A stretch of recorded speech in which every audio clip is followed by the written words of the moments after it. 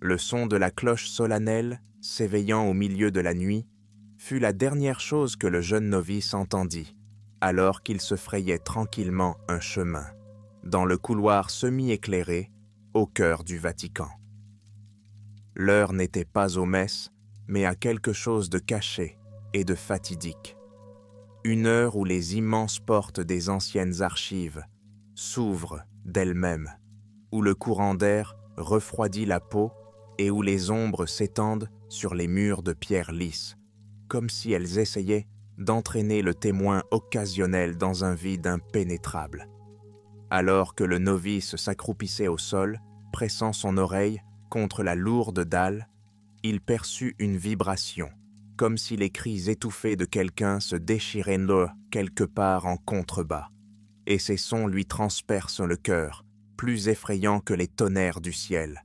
Un spectateur, c'est ainsi qu'il se qualifie, essayant de se convaincre que tout ce qui se passe n'a rien à voir avec lui. Il venait d'entendre des bruits, avait décidé d'aller voir et s'était retrouvé à l'entrée secrète des catacombes, sous le Vatican. Il voulait s'enfuir, retourner dans sa cellule, se glisser sous la fine couverture et penser à l'adoration, pas aux couloirs interdits qui s'enfonçaient de plus en plus dans les ténèbres. Mais la curiosité l'emporta.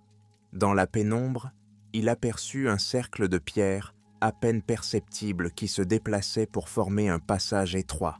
Des gouttes d'humidité glissèrent sur ses doigts, comme pour l'inviter à descendre. Il descendit. Il n'y avait pas de torche ni de lampe en bas, seulement le scintillement lointain de bougies noires posées sur les rebords de pierre du couloir souterrain.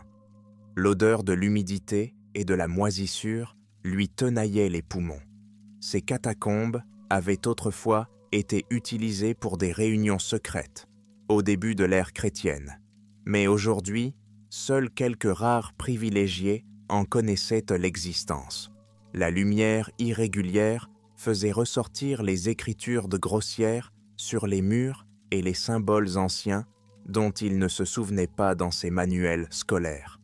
Plus il avançait, plus il sentait qu'il n'était pas seul. Quelqu'un marchait devant lui, silencieusement, comme une ombre, et le guidait. Ou bien était-ce la peur elle-même qui le poussait à avancer? Les longues minutes s'éternisent. L'air semblait s'épaissir. Chaque pas résonnait dans les couloirs, comme si les pas de quelqu'un d'autre le suivaient, mais avec un certain décalage. Soudain, une légère brèche apparut devant lui. Le novice se figea, tapi au bord du mur. Il vit une grande salle souterraine, une salle voûtée avec des colonnes massives débouchant sur des arcs de pierre. Là, devant l'autel noir, des personnes vêtues de robes sombres, et non des robes habituelles des moines, étaient alignées. Ils se tenaient en cercle, comme s'ils se préparaient à des rituels incompréhensibles, à l'œil nu. Au centre du cercle, au-dessus des symboles inconnus tracés à la craie blanche, se tenait François. Il était vêtu d'une robe blanche comme neige, enveloppée par la pâle lueur de plusieurs bougies posées sur le sol. D'épais nuages d'encens flottaient à proximité, mais l'odeur était plus lourde que l'habituelle odeur d'église, un parfum réfracté, comme si des cendres et des feuilles, séchées de plantes vénéneuses, avaient été ajoutées à l'encens. Le novice n'avait jamais vu François dans cet état. Le visage du pape est un mélange de calme et de folle détermination, et ses yeux brillent d'un feu pâle qui se reflète sur les murs noirs. Dès qu'il parla, la salle tomba dans un silence inquiétant. Ses paroles se répercutèrent sur les voûtes, emplissant l'espace du murmure de voix fantomatiques. Il était impossible de reconnaître immédiatement le sens de ce qui était dit. La langue semblait étrange, qu'elle soit latine ou non, comme des incantations ecclésiastiques déformées dans l'obscurité. Mais parmi ces phrases, un nom se glissait parfois, Baphomet. Pendant une seconde, le novice eut l'impression que le sol sous ses pieds tremblait, comme si le sein même de la terre frémissait à ce nom. Quelqu'un en robe noire s'avança et tendit les mains à Francis, les levant légèrement comme s'il offrait de tenir un récipient.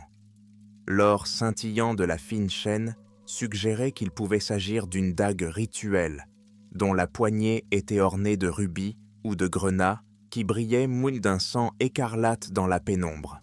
L'ensemble de l'action semblait se dérouler hors du temps. Et puis François a parlé plus fort, il a poussé un cri guttural, il a dit quelque chose de plus compréhensible, mais sec et menaçant. On aurait dit qu'il s'adressait à une silhouette sombre, cachée derrière les bougies. Soudain, un rire grave et sifflant sortit de la pénombre. Le novice n'en croit pas ses yeux. Devant le pape se tenait un cardinal maigre, aux traits pointus et au regard brûlant, étranger à l'humilité ecclésiastique. C'était un de ces évêques que l'on voit souvent au consistoire, et il avait toujours semblé être un homme pieux et dévot. Mais maintenant, dans la faible lumière des catacombes, sa nature semblait inversée. Il tenait dans ses mains un parchemin ancien, torsadé en tube, scellé à la cire. Se penchant, il murmura quelques mots incompréhensibles, et le parchemin brilla d'un éclat violet pâle. François, serrant les poings, fit un pas vers lui, comme pour tenter d'intercepter le maudit message. Mais l'une des silhouettes du moine s'interposa et abattit sa dague d'un coup sec, réveillant le cliquetis sinistre du métal contre le sol de pierre. Dans la même seconde, des gouttes de ténèbres s'échappèrent du plafond comme une vague de mercure. C'était comme si l'espace était rempli de chuchotements, d'aiguilles s'enfonçant dans les pensées. Francis cria quelque chose à propos de la rupture du traité, à propos du fait que l'Église ne pouvait plus être liée aux démons. Il cria aux cieux de briser le sceau, de rompre les liens qui avaient uni les hommes et la puissance maléfique pendant des siècles. Et sa voix résonnait comme un coup de tonnerre dans une grotte exiguë. Le novice ne comprenait pas le traité en question, mais il sentait que le pape essayait de briser un lien ancien qui existait ici depuis des siècles. Peut-être s'agissait-il d'un pacte conclu avec une entité démoniaque afin que l'Église puisse dominer l'esprit des fidèles, cachant les véritables ténèbres derrière une façade de sainteté. Et maintenant que François avait décidé de briser ces chaînes, il s'était trouvé de puissants ennemis parmi ceux qui avaient mal puisé leur force dans le culte secret de Baphomet pendant des siècles. Soudain, des flammes jaillirent, des langues de feu sifflèrent du vase rituel de l'autel, s'élevèrent vers le haut, touchèrent la voûte. Les trois évêques qui entourent François lèvent les mains, crient des mots qui leur coupent les oreilles. Les yeux de chacun d'eux reflétaient les flammes du diable, et il n'y avait aucune trace de remords dans ses regards. On aurait dit qu'ils se livraient à un rituel séculaire, cherchant à tout prix à préserver le pacte qui leur donnait le pouvoir sur la vie et la mort. François se tenait au milieu de cette horreur, pâle mais inflexible, comme si sa propre lumière intérieure brûlait en lui. Il a levé les mains et un grand cri a jailli de sa poitrine. « Je renonce au pacte démoniaque pour le salut des âmes. » C'est alors que quelque chose s'est brisé. C'est comme si un mur invisible s'était brisé en éclats. Un cri s'échappa de la gorge du novice lorsqu'il vit une autre figure derrière François, ni un homme, ni un fantôme. Une silhouette sombre avec des cornes sortant du crâne, brillantes comme si elles étaient taillées dans de l'obsidienne, avançait en glissant dans l'air. L'air autour d'elle scintillait également, déformé par les hautes températures. Le cœur du novice battait frénétiquement, son esprit refusant d'accepter qu'une telle chose soit possible dans le monde réel. Mais c'était lui, Baphomet. Francis se retourna, les yeux écarquillés, mais il n'y avait pas de peur sur son visage, seulement une profonde tristesse. Il semblait comprendre que le seul moyen de rompre le pacte était de donner sa vie pour expier les péchés des autres personnes qui s'étaient imprégnées de cette union infernale. Les évêques hurlèrent et brandirent en leurs dagues, et une vague pulsée de ténèbres balaya l'espace. Le novice, plaqué contre le mur, essayait désespérément de ne pas crier. Il griffait ses doigts dans les pierres humides, et ses genoux tremblaient de terreur. Tout s'est passé trop vite. François a fait un pas en avant, essayant d'arrêter le rituel, mais il a été saisi par plusieurs mains à la fois, celle-là même qui lui avait tant prêté serment d'allégeance. Les évêques l'agrippent, le plaquent contre la dalle froide de l'autel. L'air tremblait, tourbillonnant en entonnoir, brisant le silence. La lame rituelle brillait dans les mains du maigre cardinal, et, pendant un instant, le novice vit une question muette dans les yeux du pape, puis un coup, étouffé par le sang qui imbibait ses vêtements. Un mince filet de liquide écarlate coula le long de la robe blanche comme neige. Les murmures du donjon s'éteignirent, comme si même les flammes des bougies avaient cessé de vaciller. François s'effondra à genoux, puis le cardinal et les autres évêques reculèrent, le laissant tomber. Les tombessions, les ténèbres ondulaient, chuchotant, grondaient. La silhouette démoniaque semblait savourer le spectacle, dégageant de ses contours vagues une sorte de brume âcre qui s'enroula aussitôt autour de la figure essoufflée. Le novice ne pouvait pas bouger, seulement fixer les yeux figés de François. Le silence fut rompu par un grondement sourd, bestial ou humain.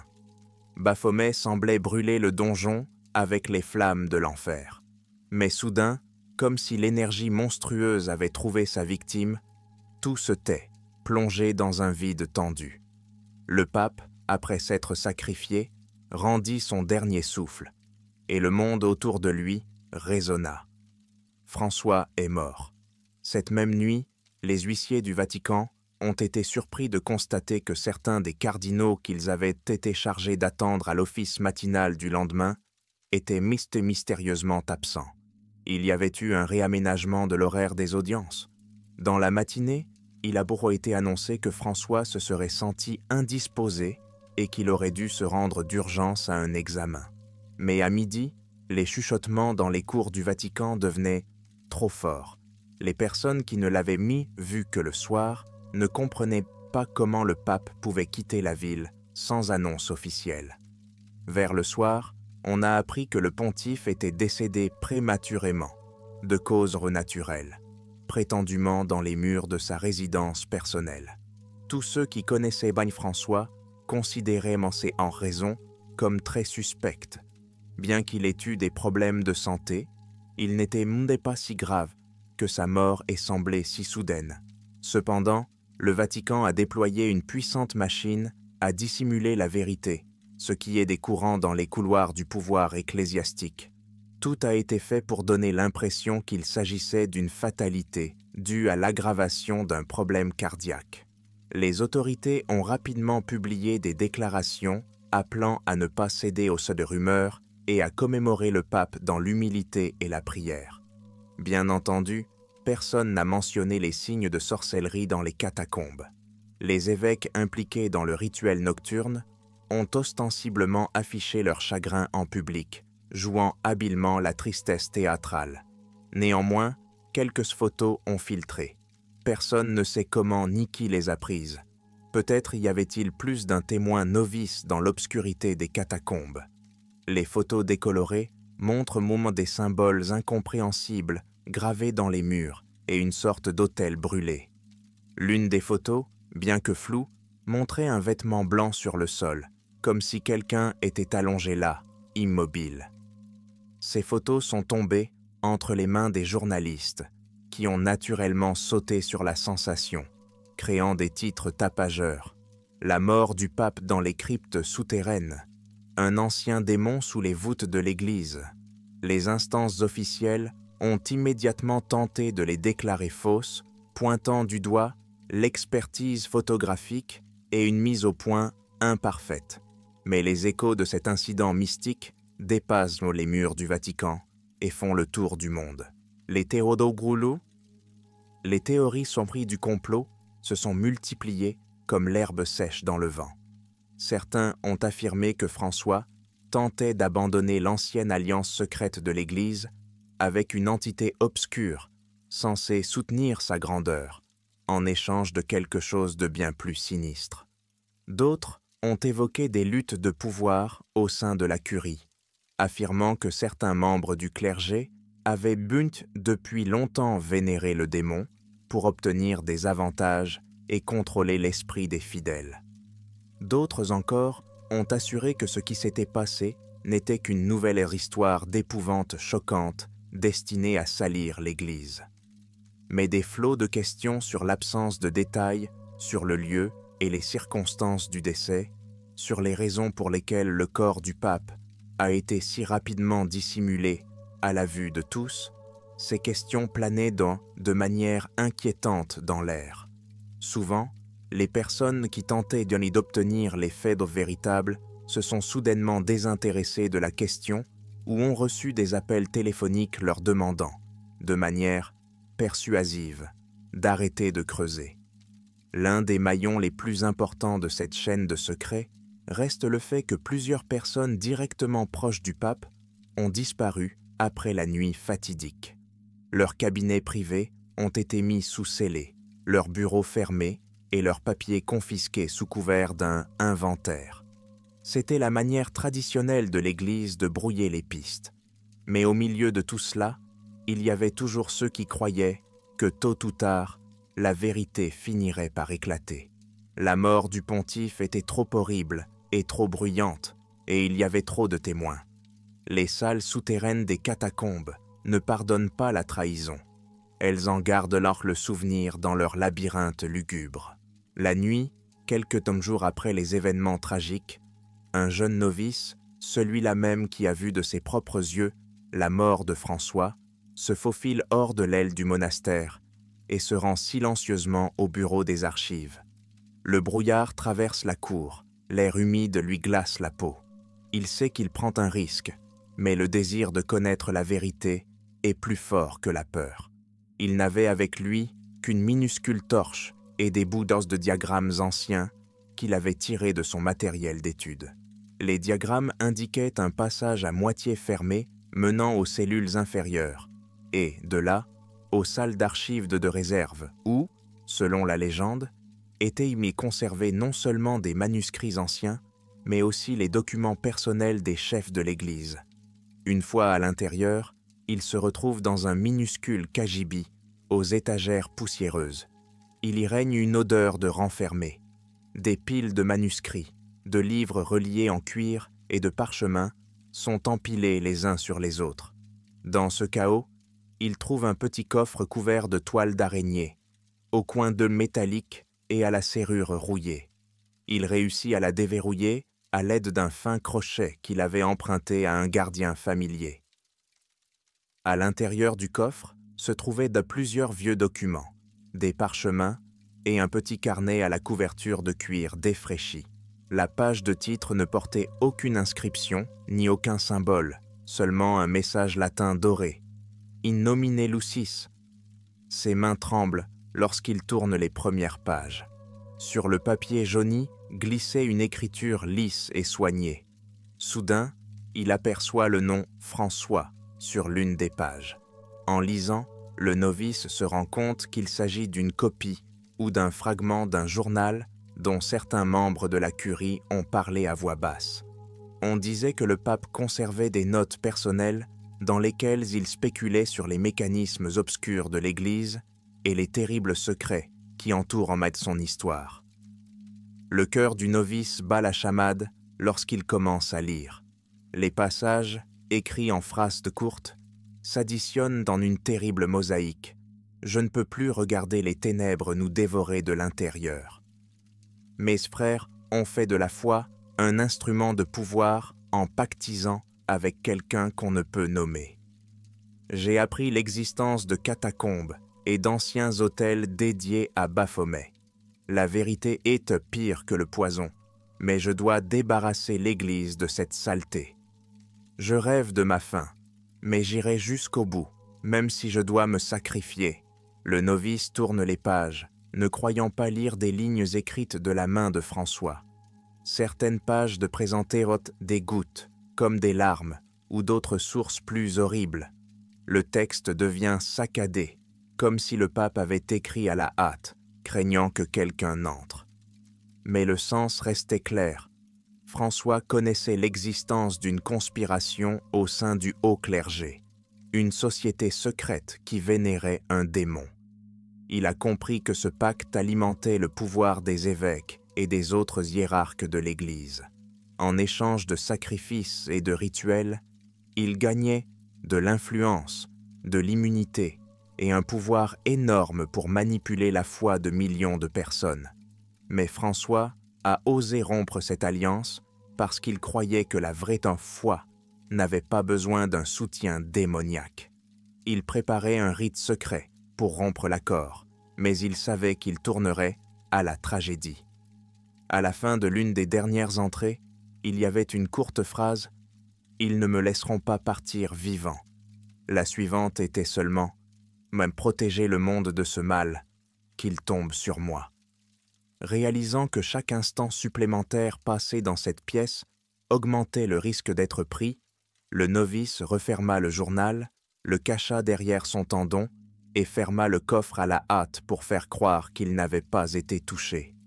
Cette même nuit, il réussit à s'enfuir par l'arrière-cour, évitant les rencontres avec les gardes, et retourna dans sa cellule, ne sachant pas ce qui allait se passer. Il avait assisté à la mort du pape et savait qu'en parler ouvertement reviendrait à signer son propre jugement. Bientôt, plusieurs cardinaux influents se réunissent en secret pour décider de la marche à suivre. Le départ de François, qu'ils ont eux-mêmes contribué à précipiter, a laissé derrière lui un vide douloureux qu'il est urgent de combler. Ils ont compris que si le secret des catacombes était révélé, l'Église connaîtrait un scandale majeur. Mais l'horreur principale ne réside pas tant dans la perte de réputation que dans la possible rage du démon lui-même en cas de problème. Un contrat scellé dans le sang a sa propre volonté, et tout écart par rapport à ce contrat pourrait déséquilibrer l'ancien pouvoir. Les mêmes hommes qui s'étaient tenus devant l'autel au moment de l'assassinat étaient présents à cette réunion. Réunis autour d'une table ronde massive sous les voûtes de l'une des salles du Vatican, ils ont baissé la voix jusqu'à un murmure à peine audible. Au centre de la table se trouve le même parchemin. Il était à présent déchiré à un endroit et des taches noires semblaient se glisser sur le parchemin, indiquant que quelque chose s'était mal passé lors du rituel et que le traité lui-même n'était plus en vigueur. Les évêques regardèrent parcourir le parchemin avec horreur, car seuls quelques privilégiés pouvaient comprendre le pouvoir des anciennes aux malédictions. Personne ne sait à quoi s'attendre. Nous devons éliminer toutes les preuves. Détruisez les images, siffla l'un d'entre eux en frottant nerveusement son chapelet, qui portait un étrange sceau métallique à la place des symboles traditionnels. Et les supposés témoins ? Demande l'autre, passant son regard de l'un à l'autre. Les témoins se tairont, dit le cardinal Maigre avec assurance, et le novice, s'il l'avait entendu, l'aurait reconnu comme celui qui avait tenu le poignard dans les catacombes. Ils savent que c'est dangereux pour eux, et de toute façon, personne ne va croire une histoire délirante. Mais il y a déjà des photos, et certains murmurent à propos du journal, dit un troisième homme qui sort de l'ombre de sa capuche.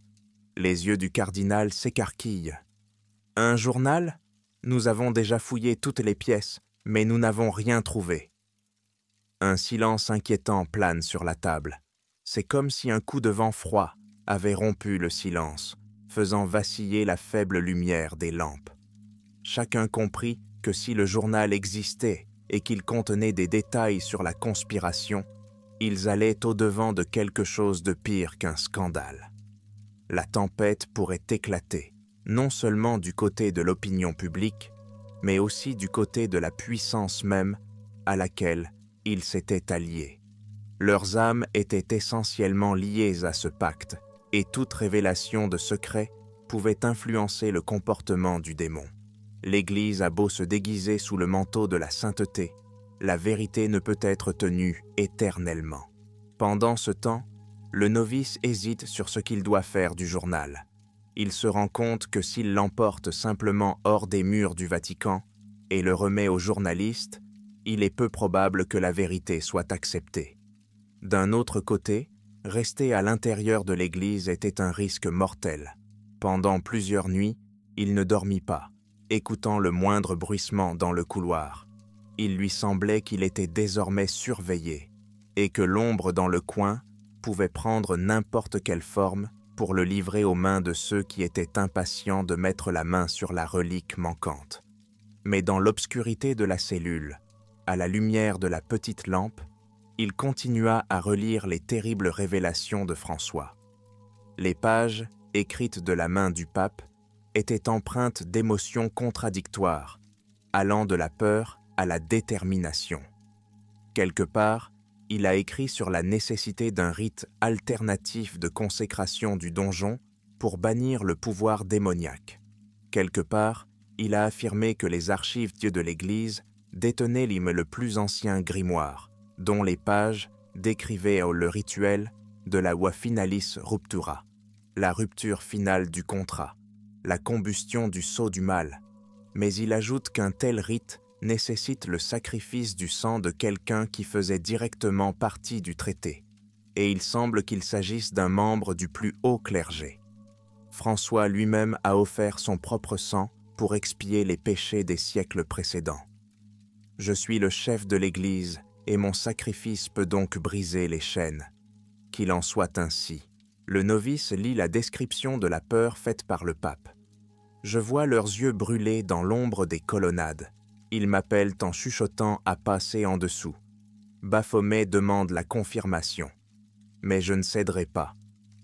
Il semble que François soit prêt à mourir pour rompre le contrat infernal. Il savait qu'un groupe d'évêques servait un démon, enveloppé dans le dogme, vivant dans le luxe et le pouvoir de dominer les âmes. Pour y mettre fin, des mesures extrêmes s'imposaient, mais le rite lui-même ne s'est apparemment pas concrétisé sous la forme prévue par le pape. Il a été interrompu trop tôt. Peut-être le traité a-t-il été laissé ouvert, et le meurtre n'a-t-il pas été un sacrifice volontaire.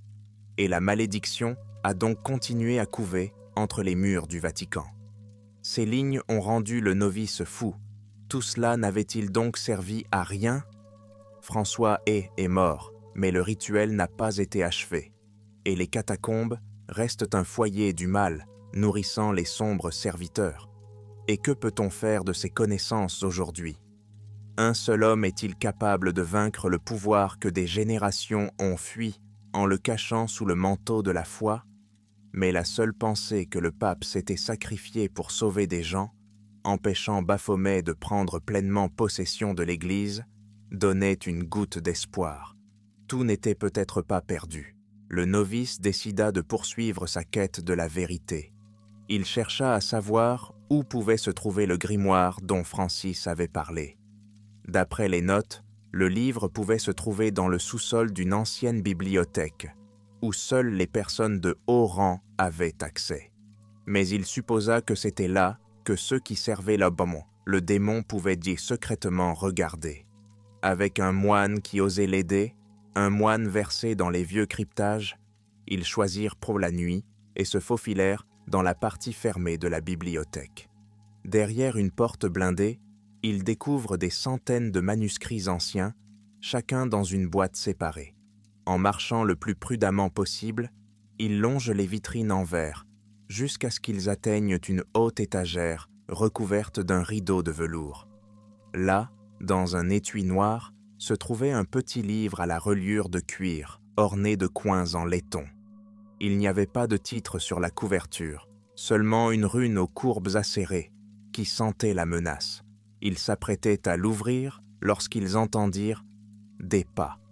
Lourds, assurés, avec un cliquetis métallique. Ils durent éteindre la torche et se cacher derrière une étagère. Le novice a entendu quelqu'un entrer, a marmonné quelque chose, manifestement un gros mot, puis a pris ses clés et s'est dirigé vers l'armoire la plus éloignée. Mon cœur battait la chamade, comme s'il était sur le point d'éclater dans ma poitrine. J'aurais dû trouver un moment pour m'éclipser, mais le fait même que quelqu'un soit venu dans ce secteur la nuit confirmait que le grimoire était surveillé. Après avoir attendu un moment, lorsque l'inconnu s'est tu dans le coin le plus éloigné, le novice et son ami se sont glissés vers la sortie, sans oser toucher au livre. Ils réalisent que leur présence peut être détectée.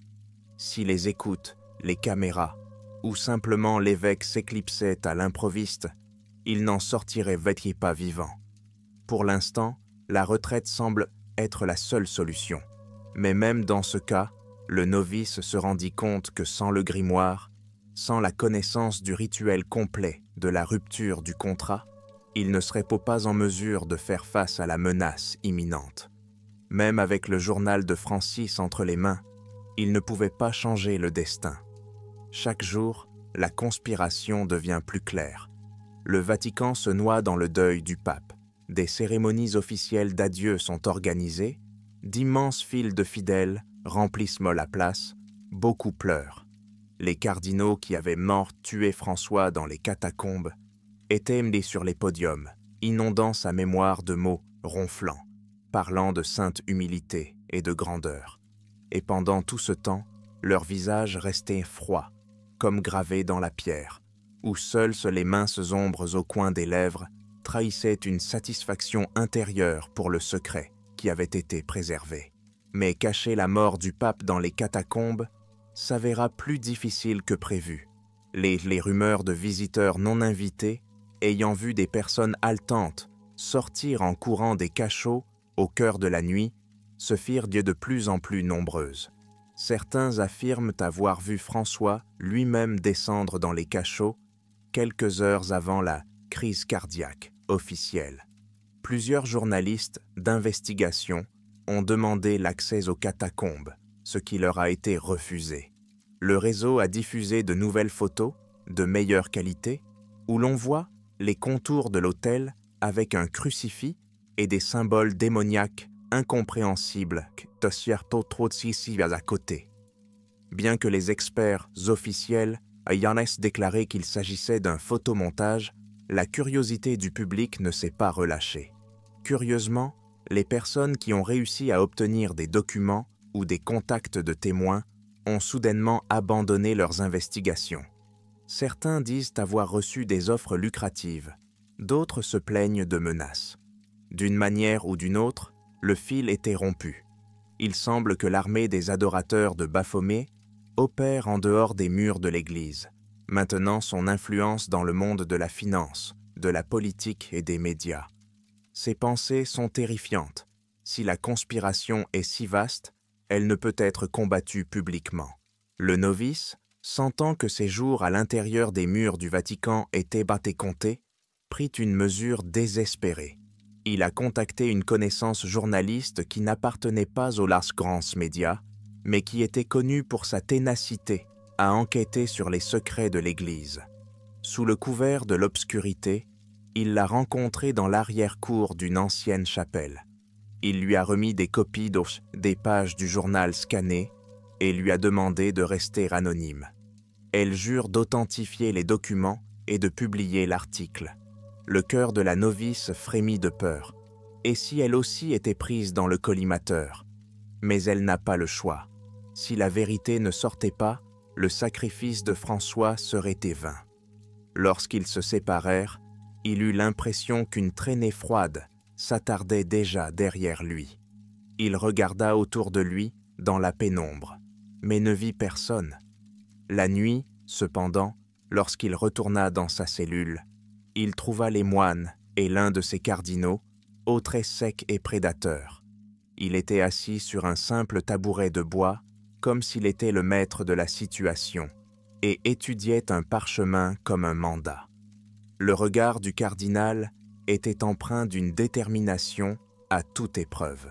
« Vous avez pris quelque chose dans les archives, n'est-ce pas » demanda-t-il tranquillement, mais il y avait une tension exaspérante dans sa voix. Le novice sentit son cœur s'effondrer sur ses talons. Il essaya de dire quelque chose, mais sa gorge se contracta. « N'ayez pas peur » poursuivit faussement le cardinal. « Si vous rendez tout ce que vous avez volé, je vous garantis votre sécurité. Vous êtes loyal envers l'Église, n'est-ce pas ?» Le novice secoue la tête, incapable de prononcer un mot. La peur semblait paralyser sa langue. Son cerveau cherchait frénétiquement une issue. Il comprend que s'il se rend, il sera détruit. Mais sur la table, là où ses yeux s'étaient posés, se trouvait le journal de Francis, relié en cuir, qu'il gardait sous son oreiller. On dirait qu'il a été retrouvé. « Où sont les copies ?» demande le cardinal, transperçant le jeune homme de son regard. Silence. Le novice sent qu'un instant de plus, et il va mourir. Mais soudain, il y eut un grand bruit de pas et le cri d'un moine dans le couloir du fond. L'attention du cardinal est donc détournée et il fait signe à ses subordonnés de sortir pour voir ce qui se passe. Le novice comprend que c'est sa seule chance. Saisissant le chandelier le plus proche, il le lance violemment en direction de ses ennemis et, profitant de la seconde de panique, s'élance vers la porte, passe miraculeusement devant le gros ecclésiastique et sprinte dans le couloir. Des cris retentissaient derrière lui, des injures, des ordres de s'arrêter, mais la peur le poussait plus vite qu'il ne l'avait jamais été dans sa vie. Il courut, glissant sur le sol de pierre humide, sentant son cœur bondir hors de sa poitrine. Il tourna quelquefois le fois. À droite, descendit les escaliers et passa par une entrée latérale. Il réussit à s'échapper dans le jardin. Il se balança par-dessus une clôture basse et sortit dans la rue sombre, se perdant dans le crépuscule. Presque toute la nuit, il erra dans les coins et recoins de Rome, se cachant dans les ruelles, essayant de ne pas se faire prendre par les gens en soutane. Lorsque l'aube se lève à l'est, il se rend compte qu'il est désormais hors de l'église, sans abri, sans moyens. Mais il est vivant et se rend compte que des copies du journal sont déjà entre les mains du journaliste. Et l'original ? Le cardinal ne pourrait sans doute pas l'utiliser en paix non plus. Peut-être le texte lui-même est-il maudit ou trop dangereux pour être détenu ouvertement. Les jours suivants ont été les plus étranges. Les médias officiels semblaient d'y poursuivre la rhétorique sur la mort prématurée de François et se préparer au conclave pour choisir un nouveau pape. Mais dans les cercles étroits, quelque chose d'inexplicable bouillonnait. Les théories du complot ont tenté d'être écartées, mais elles ont continué à se répandre sur l'Internet. Des photos de l'autel dans les catacombes, des notes en latin, la mention de Baphomet dans des documents ecclésiastiques, tout cela a provoqué une tempête d'indignation et un flot de questions qui n'ont pas trouvé de réponse. Le mot « Baphomet » fait désormais l'objet de discussions et de parodies, et certains créent même des vidéos macabres qui font frémir d'horreur le public. Les cardinaux meurtriers, quant à eux, cherchaient un moyen de reprendre le contrôle. Mais leurs rangs s'affaiblissent. Une fois qu'une fissure s'est creusée dans les fondations, il est impossible de maintenir l'édifice intact. Un ecclésiastique de haut rang meurt subitement dans des circonstances mystérieuses. 2 autres disparaissent pour suivre un traitement médical et ne réapparaissent jamais. Des rumeurs ont couru selon lesquelles le démon était mécontent de la manière dont le rituel avait été exécuté et qu'il dévorait maintenant ses disciples négligents. Personne ne savait si c'était vraiment le cas ou s'ils étaient même simplement en train de faire profil bas. Finalement, une partie du journal a été divulguée à la presse. La même journaliste en a publié des extraits sur son modeste site web. Bien sûr, les grands médias ont immédiatement parlé de faux. Mais des recherches indépendantes ont confirmé que l'écriture ressemblait bien à celle de François, que le papier datait de plusieurs dizaines d'années et que l'encre provenait du même lot que celle utilisée à la chancellerie du Vatican. Cette publication a jeté de l'huile sur le feu. On parle à nouveau des catacombes, d'un ancien pacte diabolique, d'une secte infiltrée dans l'Église. Cependant, la conscience collective était divisée. Certains pensaient qu'il s'agissait d'un blasphème sauvage et d'une calomnie. D'autres y voyaient la confirmation de soupçons de longue date selon lesquels les cercles les plus élevés pouvaient être liés à des maux d'un autre monde. D'autres encore ont haussé les épaules avec scepticisme, croyant qu'il s'agissait d'une fabrication sensationnelle, mais un incident s'est produit qui a changé l'attitude de nombreuses de personnes. Une nuit, sur les réseaux sociaux, un inconnu a posté une sélection de photos effrayantes où sur les murs des catacombes étaient gravés des mots en latin « Baphomet impera ». À côté de ces mots, des ombres de personnages et au-dessus d'eux, une silhouette ressemblant à un monstre cornu. Les images sont de mauvaise qualité, mais elles inspirent une peur primitive, comme si l'image elle-même était porteuse d'une malédiction. La vidéo, tournée par des mains manifestement tremblantes, montrait un autel dont la pierre était maculée de taches sombres. Les spectateurs les ont comparés à du sang humain. Ces documents ont été immédiatement supprimés, mais ils ont réussi à se répandre sur le réseau, suscitant de nouvelles vagues de spéculation. Pendant ce temps, le novice se cachait dans une petite ville à la périphérie de l'Italie. Il gagnait sa vie par des travaux occasionnels, dormait avec des gens gentils qui ne posaient pas trop de questions. Mais la peur ne le quitte pas, des rêves inquiétants le hantent chaque nuit. Il a vu François lui tendre la main et lui dire « Continue mon travail ». Et tout ce qui l'entourait se transformait en une vision terrifiante de catacombes, remplie des rires d'une entité démoniaque. Parfois, il se réveillait avec des sueurs froides, comme si quelque chose le poursuivait. Il se touchait le cou, sentant l'air se charger d'une présence invisible. Il lisait les nouvelles, voyait comment la publication du journal avait provoqué une tempête de doutes. Mais en même temps, de plus en plus de personnes cherchaient à obtenir une confirmation. De temps en temps, il recevait des lettres cryptées de moines qui soutenaient secrètement l'idée d'une purge de l'Église. Une de ces lettres disait « Bientôt, ils éliront un nouveau pape.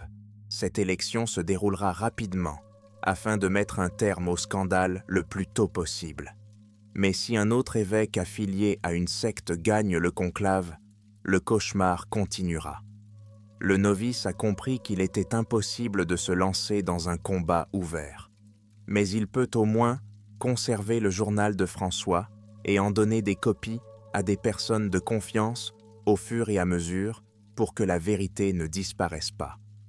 Cependant, le choc le plus important a eu lieu lorsque quelqu'un a découvert dans un couloir souterrain délabré, peut-être une autre branche des catacombes, une broche avec les armoiries du Vatican et des traces de lutte sur le sol. Il s'agissait de taches de sang, de bouts de tissu et d'éléments de pierre délogés. Il ne s'agit pas des mêmes catacombes que celles où tout a été accompli, mais apparemment les couloirs étaient reliés entre eux. Des signes occultes et des bougies de brûlés ont été trouvés sur les murs. En même temps, des experts, engagés secrètement, ont trouvé une inscription, à peine visible dans la pénombre, indiquant un ancien rituel. Apparemment, certains hommes d'église ont poursuivi certains rituels, même après la mort du pape. Les doutes ont été dissipés pour ceux qui avaient déjà entendu parler du culte, bien qu'officiellement, tout cela a de nouveau été qualifié de fiction et d'insinuations artistiques. On avait parfois l'impression que le Vatican lui-même était divisé de l'intérieur. D'un côté, il y avait ceux qui étaient réellement choqués par la mort de François et qui voulaient mieux comprendre ce qui se passait. Et de l'autre, il y avait un cercle puissant d'adorateurs du mal qui ne voulaient pas perdre leur pouvoir et leur influence. Et tout nouvel indice de vérité était noyé dans un flot de dénégations et d'accusations de calomnie. Mais le monde n'était plus le même. Le doute s'est enraciné trop profondément. De longues semaines s'écoulent dans l'attente anxieuse. Le conclave commence et l'on attend avec impatience de voir qui montera sur le balcon pour annoncer « Habemus Papam ». La journaliste qui a publié le journal a disparu. Des rumeurs circulent sur le fait qu'elle a été traquée, mais personne n'est en mesure de fournir des informations fiables. Certains disent qu'elle est partie se mettre à l'abri dans un autre pays, d'autres qu'elle a peut-être été enlevée ou même assassinée. la novice ne pouvait qu'espérer que le matériel qu'elle avait réussi à cacher tomberait entre de bonnes mains. Le soir venu, la ville se tait, attendant la fumée blanche qui s'élève au-dessus de la chapelle Sixtine. Ce n'est que le lendemain que la fumée s'élève. La foule sur la place pousse un soupir de soulagement, même si beaucoup regardent la scène avec des sentiments mitigés. Le nouveau pape porte un autre nom. Il est rapidement présenté au public et les sourires se succèdent à la télévision. Mais certains, après avoir étudié sa biographie, ont appris que parmi ses principaux protecteurs se trouvait le cardinal Maigre, au regard brûlant. Et pour les initiés, tout s'éclaire. Les ignorants se sont réjouis, croyant que l'Église allait de l'avant, ayant achevé les chapitres tragiques. Mais la tragédie ne faisait que commencer. Les mois passent. Bientôt, la vague d'intérêt pour les théories du complot retomba lentement, comme c'est généralement le cas lorsque les événements perdent de leur urgence. Les gens se sont préoccupés de nouveaux scandales et de nouveaux problèmes. La mort de François n'était commémorée que lors des grandes fêtes religieuses. Des documents étaient lignes rédigés avec une explication officielle extraite, et ceux qui connaissaient de la vérité préféraient d'aller garder le silence. Cependant, quelque chose a survécu. Dans l'ombre d'Internet, sur des ressources impopulaires, on a continué à parler des catacombes et du journal. Des extraits ont également été publiés, complétant le tableau de ce qui se passait. Ceux qui lisaient ces lignes et comparaient les faits ne pouvaient au plus regarder les nouveaux discours des dirigeants de l'Église sans frémir. Mais le pire, c'est la nouvelle qui a été communiquée accidentellement à l'un des moines excommuniés. De nouveaux rites, encore plus sombres, sont désormais pratiqués dans les catacombes, sur le même autel. La mort même de François a permis aux évêques de renforcer le contrat, mais sous une forme différente. Personne de l'extérieur ne pouvait pénétrer dans les compartiments fermés des cachots, qui étaient solidement verrouillés et équipés d'un système d'alarme moderne. La nuit, des bougies y brûlent encore, et des chants rituels, si l'on en croit des témoins aléatoires, peuvent être entendus à travers la pierre. De temps à autre, des inconnus en robe noire descendaient par les entrées secrètes. Parmi eux, on aperçoit la silhouette maigre d'un cardinal, le capuchon rabattu sur le visage. Peut-être dirigeait-il déjà un nouveau sacrifice secret, maintenant qu'aucune volonté de François n'interférait avec lui, et chaque fois que le rite noir était achevé, une perte étrange apparaissait dans les nouvelles, qu'il s'agisse de la mort accidentelle d'un homme, d'une catastrophe soudaine ou d'une explosion de violence dans la ville. C'est comme si un démon pénétrait de plus en plus profondément dans le monde des hommes, se nourrissant de leurs souffrances. Il semblerait que tout cet abîme reste caché derrière la splendeur apparente. Mais un jour, un détail clé est apparu, qui a percé le voile du secret comme un éclair. Le journal de François était tombé entre les mains d'un chercheur versé dans les vieux codes ecclésiastiques. Il a déchiffré certaines phrases qui étaient passées inaperçues. Dans un paragraphe, le pape décrit qu'il est conscient de son destin et qu'il poursuivra quand même le rituel pour protéger le monde de l'engloutissement par les ténèbres. Cette transcription a été publiée anonymement sur Internet. Elle cite les derniers mots de François, « Que mon sang soit une barrière sur le chemin du démon, ne serait-ce que pour un temps, jusqu'à ce que quelqu'un d'autre continue. » Beaucoup de ceux qui l'ont lu ont ressenti une sensation de brûlure. Cela signifiait que le pape allait délibérément vers sa mort. Il s'est rendu compte qu'il n'était pas seulement confronté à un groupe de conspirateurs, mais à tout un système séculaire soutenu par le surnaturel. Il était donc resté allongé dans les profondeurs des catacombes pour retarder d'une manière ou d'une autre le triomphe du mal, mais ses efforts ont peut-être été incomplets. La cassette est devenue virale, suscitant une nouvelle vague de spéculation. Mais les cercles officiels du Vatican n'ont fait aucun commentaire, et d'autres événements ont si rapidement distrait la communauté mondiale. Comme souvent dans l'histoire, le temps et les nouvelles crises ont permis d'étouffer le scandale. Les vieilles flammes de l'indignation s'éteignirent lentement, et seuls les coins les plus sombres d'Internet restèrent des discussions, où quelqu'un continuait à parler des mystères des cachots, à se souvenir du Baphomet, que la conspiration que personne n'a révélée et n'a pas éradiquée. Et dans les profondeurs des catacombes se trouve encore une pierre froide avec des traces de rouille où le sang du pape a coulé autrefois. Des bougies sont allumées de temps à autre par les nouveaux membres de la secte, murmurant aux démons de préserver l'ancien pacte. Les symboles sanglants n'ont apparemment pas disparu. Personne n'a détruit l'autel. Il est trop profondément ancré dans les fondations du Vatican. L'enjeu est trop important. Et si vous regardez de près les notes de François, c'est clair. Il prévoyait sa propre disparition, mais espérait que sa mort porterait le coup de grâce au traité. Pour autant que l'on puisse en juger, les conspirateurs n'en sont devenus que plus prudents, voire plus secrets. Nombreux sont ceux qui se demandent à quoi toute cette histoire a abouti en fin de compte. Officiellement, rien. L'humanité est tellement organisée qu'elle est habituée à accepter des mensonges commodes. Mais quelque part dans les caves, il y a encore ce journal, véritable témoin que François savait ce qui allait arriver et qu'il s'y est pris pour nous donner à tous un peu de temps. Il a espéré jusqu'au bout que la lumière de la foi triompherait des ténèbres de l'accord avec le démon, et il semble qu'il ait été prêt à payer de son sang pour tenter de briser ses chaînes.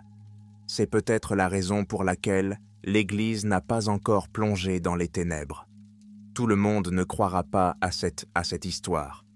Pour beaucoup, il s'agira d'une histoire glauque de plus, comme des centaines d'autres histoires sensationnelles qui circulent sur le web. Mais ceux qui osent y chercher des preuves trouveront des fragments de photographies, des copies lamées de documents étranges qui indiquent des événements allant au-delà de la simple coïncidence, et les noms de plusieurs évêques et cardinaux influents, disparus ou décédés, suggèrent que les comptes sont déjà faits. Pour certains, il ne s'agit que de fake news, pour d'autres d'un avertissement. L'ombre de Baphomet continue de planer sur les catacombes, et le silence semble s'épaissir. Le journal de François, qui a été découvert plus tard et partiellement rendu public, contient les dernières paroles du pape, qu'il a laissées avec une clarté remarquable. Il savait tout. Il n'a pas cherché le salut pour lui-même, mais pour les autres. Personne ne sait combien de temps durera ce marché sanglant, alimenté par de nouvelles victimes, jusqu'à ce que quelqu'un trouve le courage de réitérer la tentative du pape, d'achever le rite et de détruire le terrible pacte jusqu'au bout. Mais le destin de celui qui décidera de le faire est déjà visible dans les symboles sinistres de la pierre. Tout se paiera dans le sang. Et lorsque le souffle de la nuit s'estompe et que seul le murmure du vent pénètre dans les anciennes voûtes, la vérité désespérée résonne. François s'y est rendu en connaissant sa fin, et aucun sourire de cardinaux ou chant sacré ne peut étouffer le bruissement froid de ces dernières paroles, déjà imprimées sur des pages jaunies.